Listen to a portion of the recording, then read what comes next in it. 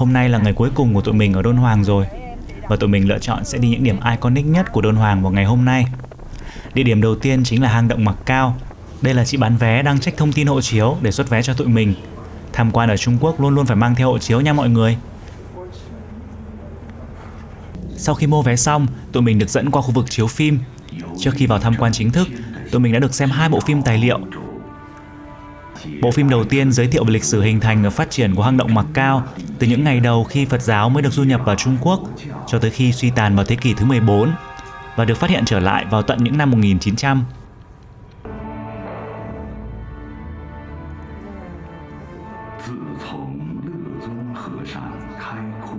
Xuyên suốt bộ phim, họ cũng lồng ghép rất nhiều hình ảnh các địa điểm du lịch nổi tiếng tại Đôn Hoàng, khiến tụi mình rất ấn tượng. Sau đó tụi mình tiếp tục di chuyển qua khán phòng thứ 2 để xem bộ phim giới thiệu về hình ảnh bên trong của một số hang động nổi tiếng tại đây. Do khi vào tham quan thực tế sẽ không được phép chụp hình hay là quay phim, thế nên tụi mình cũng cố gắng quay lại một số đoạn để mọi người dễ hình dung hơn về các hang động tại Mặc Cao. Bộ phim này được chiếu trên màn hình cầu cực rộng nên tạo cảm giác vô cùng chân thực, và hình ảnh bên trong các hang động là các bức tranh tường và tượng Phật rất đẹp và ấn tượng. Cả bộ phim thì đều không có phụ đề đâu. Tụi mình được phát tai nghe thuyết minh tiếng Anh, nhưng máy lúc được lúc không, thế nên cũng khó để có thể hiểu hết được toàn bộ nội dung. Sau khi xem xong 2 bộ phim, tụi mình tiếp tục di chuyển ra khu vực xe buýt để đi vào phía trong tham quan hang động chính. Từ xa đã thấy rất nhiều những cửa hang nằm chi chít trên vách núi rồi kia kìa. Về lịch sử hình thành của hang động Mặc Cao, sau khi Đôn Hoàng được thành lập như một tiền đồn biên giới tiến ra Trung Á bởi vị vua Hán Vũ Đế, thì Phật giáo cũng bắt đầu được du nhập vào Trung Quốc qua con đường này.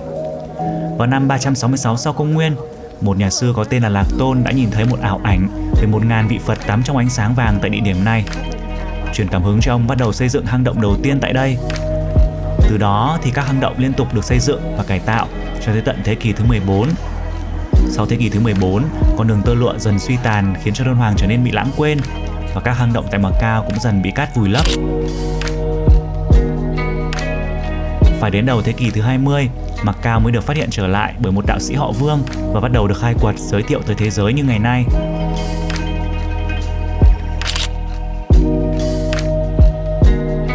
Hiện nay có tổng cộng 735 hang động ở Mặc Cao, và cơ quan quản lý chỉ mở cửa một số hang động tiêu biểu nhất cho du khách tham quan mà thôi. Tụi mình trả thêm 20 tệ mỗi người để sử dụng hướng dẫn viên tiếng Anh và được xếp cùng nhóm với một số người nước ngoài khác nữa. Cảm nhận khi đi vào bên trong hang động là rất tối, vì ở đây không được chiếu sáng nhằm tránh gây tổn hại lên các di chỉ bên trong. Hướng dẫn viên sẽ vừa chiếu đèn pin vừa giới thiệu về các bức tranh tường và các bức tượng điêu khắc ở từng hang. Đây là tòa nhà đặc trưng mà khi nói tới Mặc Cao là không thể không nhắc tới. Tòa nhà chính được xây dựng trên vách đá với các mái và cột trụ đỏ nổi bật giữa sa mạc khô cằn. Lối kiến trúc thì nhìn một cái là biết Trung Quốc liền ha. Ở đây xung quanh cũng có rất nhiều mèo luôn. Mùa thấp điểm nên khá vắng khách, chụp hình quay phim gì cũng thoải mái.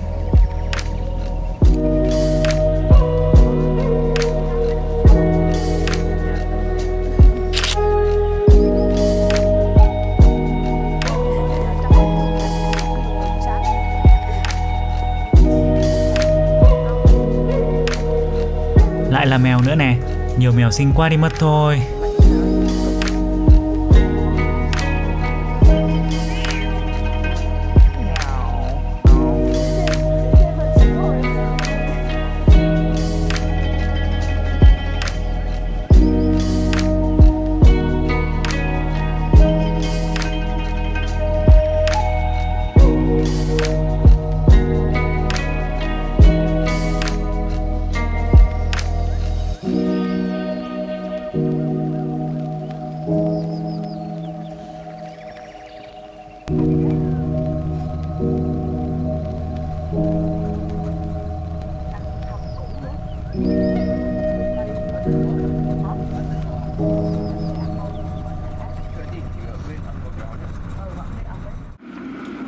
Bữa trưa tụi mình ăn tại một quán nhỏ trong thành phố.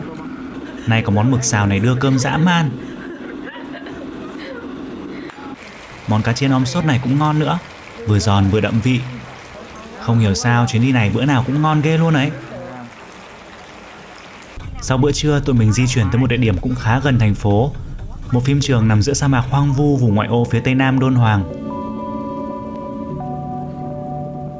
Đây là một phim trường vốn được xây dựng để làm bối cảnh cho nhiều bộ phim và chương trình truyền hình Trung Quốc, với rất nhiều những công trình mô phỏng lại các kiệt tác kiến trúc nổi tiếng như là Tử Cấm Thành, tháp 9 tầng, các bức tượng Phật điêu khắc trong hang động Mạc Cao, vân vân.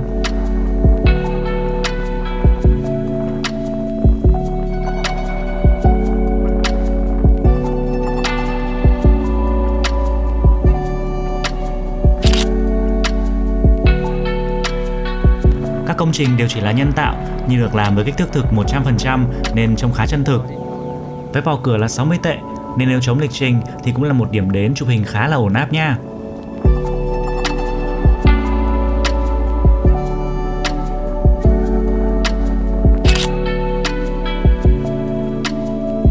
Phim trường này nằm ở giữa sa mạc hoang vu, xung quanh chẳng có ai ngoài tụi mình. Hôm đó trời còn trở gió lạnh nữa nên trời ơi nó rét cam cam luôn.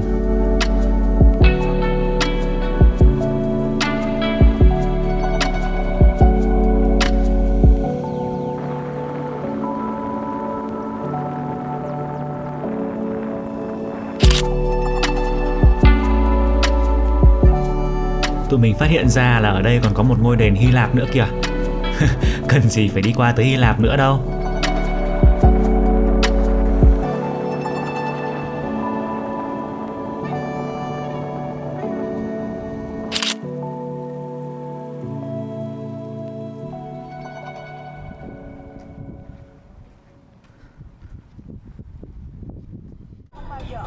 Cồn cát ở phía xa kia chính là địa điểm tham quan cuối cùng của tụi mình ở Đôn Hoàng. Chắc mọi người đều từng nghe qua về núi Cát Minh Sa và Hồ Nguyệt Nha Tuyền rồi đúng không? Đây chính là hai địa danh nổi tiếng nhất khi nhắc tới Đôn Hoàng. Cổng vào Minh Sa Sơn và Nguyệt Nha Tuyền có 3 ô cửa nhìn hướng ra núi cát ở phía xa.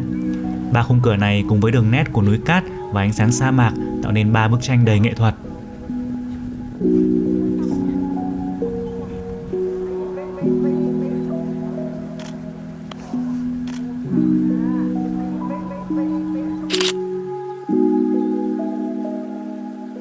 Tụi mình đã phải chờ khá lâu mới bắt được khoảnh khắc một đoàn lạc đà đi qua khung cửa như thế này đây.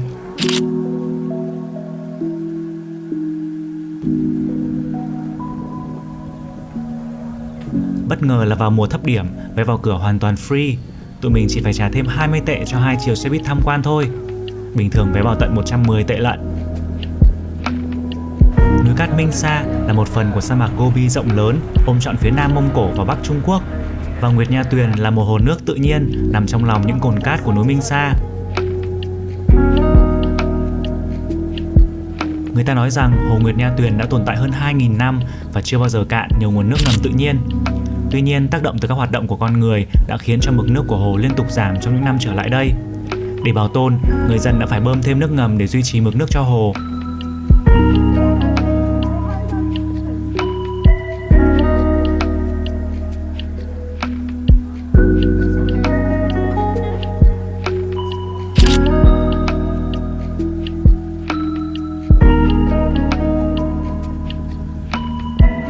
Đã là cuối tháng 12 rồi nên hồ đã đóng băng hoàn toàn.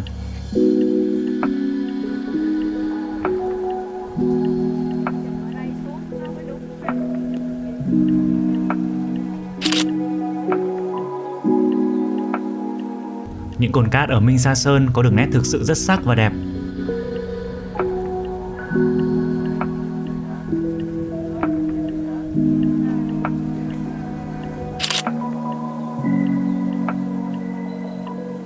Xung quanh có một số các bậc thang gỗ được đặt sẵn giúp du khách có thể leo lên đỉnh núi dễ dàng hơn.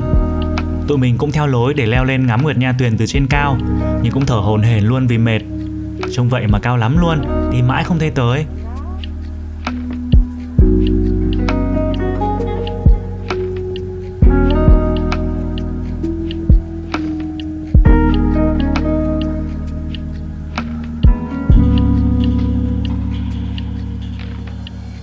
Nhìn từ trên này xuống thì đúng là hồ có hình trăng lưỡi liềm ha.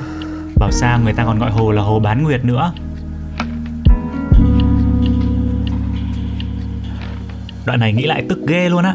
Tụi mình có mang theo flycam nhưng lại cắm nhầm thẻ nhớ bị full. Không có cách nào để format thẻ được, thế nên mang theo cũng như không, chẳng bay được shot nào cả.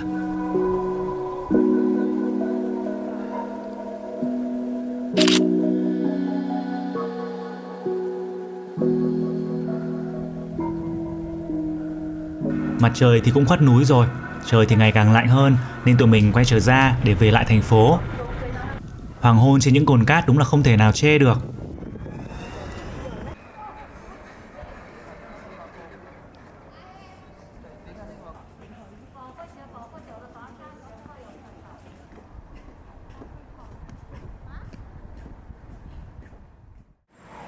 Các địa điểm tham quan hôm nay chủ yếu nằm gần thành phố, thế nên tụi mình được về sớm hơn mọi ngày, tranh thủ ghé qua tiệm trà sữa làm một cốc trước khi đi ăn tối nào.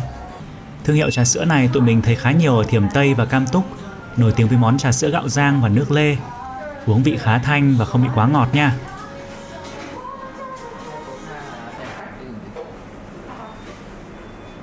Ngày nào cũng mấy cữ trà sữa, nên đi chuyến này về xong đứa nào đứa nấy cũng tăng mấy cân. Cốc màu trắng là trà sữa gạo rang, còn cốc màu nâu kia là nước lê nha.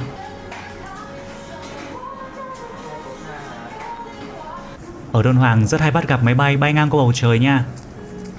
Khu phố quanh khách sạn tụi mình ở vốn là khu chợ đêm Sa Châu nổi tiếng, mà giờ đang là mùa thấp điểm nên là khá vắng vẻ. Tối nay tụi mình ăn tối tại nhà hàng lẩu có điểm khá cao trên Baidu Maps, tên nghe khá là lạ, Thục Đại Hiệp. Chắc Thục Đại Hiệp là nhân vật này đây. Quán có không gian rất rộng rãi và khang trang, đậm chất Trung Hoa cổ đại luôn. Nhà hàng này nổi tiếng với lẩu Tứ Xuyên hay sao ấy, tụi mình thấy bày mấy loại ớt khác nhau ở quầy. Tụi mình được xếp ngồi phòng riêng trên lầu 2. Mấy cô phục vụ thấy tụi mình là người nước ngoài nhưng vẫn rất nhiệt tình giải thích bằng tiếng Trung nha. Quầy lai ở đây thì vẫn đủ các loại gia vị để khách có thể tự làm nước chấm nha. Các loại thịt và rau nhìn rất tươi và đầy đặn. Tụi mình gọi một nồi lẩu 2 ngăn, một bên lẩu thảo dược và một bên là lẩu cay Tứ Xuyên. Một bàn đầy như thế này cho 5 người mà chỉ có hơn 400 tệ thôi. Tính ra thì cũng chỉ tầm hơn 300.000 cho một người. Ăn xong tụi mình dạo một vòng khu phố cho tiêu bớt đống đồ vừa ăn. Đến tận hôm nay mới có thời gian để ngắm nghía khu chợ đêm này. Cửa hàng lưu niệm này nhiều đồ hay ho thật sự, cách bài trí cũng đẹp nữa.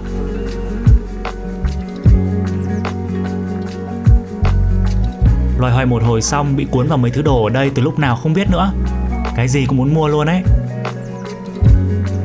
Wow, Totoro này.